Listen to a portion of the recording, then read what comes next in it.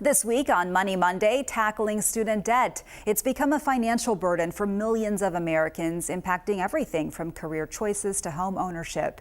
Today, our financial expert Tori Dunlap shares a few strategies to help you tackle your loans head on and tips to get them paid off faster. Nationally, there is over $1 trillion of student debt, and it's no wonder that so many students feel shame and judgment because it's a really expensive thing that feels absolutely necessary to our careers and our lives. And the average person cannot go to college without taking on debt.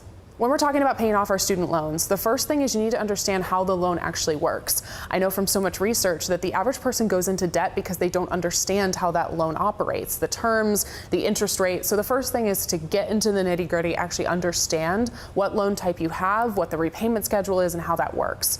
The second thing is you have to understand with any sort of loan, student loan or otherwise, that there's the principal plus the interest. The principal is the original amount of money you took out, right? So if you have $30,000 in student loans, your principal's $30,000. The interest is the cost of that debt, and that's really what can start hurting you, especially when that interest is, continually accruing over time. So when we're getting a plan to pay off our debt, we need to understand what our total balance is, so that original principal amount plus the interest, and also those terms and conditions of the loan, and understanding, is it a federal loan or a private loan? Federal loans are offered through the government, private loans are offered through private companies. And when it comes to student loan forgiveness or student loan consolidation, both of these are affecting the way you pay off the loan depending on the type. So consolidation can be a really effective strategy to help you pay off your debt sooner, but only for private loans. We do not want to consolidate federal loans through the government, because those federal loans, if consolidated with a private company,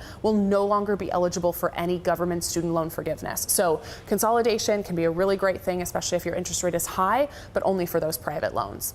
When we think about paying off our student loan debt more aggressively, or any kind of debt really, what we want to do is think about lowering the principal. If we can lower that original amount of money, you're going to pay less in interest, which means you're going to save money on that debt. So if you're sending that monthly payment in and you can add a little bit extra, great, and make sure that extra is going towards the principal amount. We have so much more information at herfirst100k.com about student loans, how they work, how to pay them off faster, so look forward to seeing you there.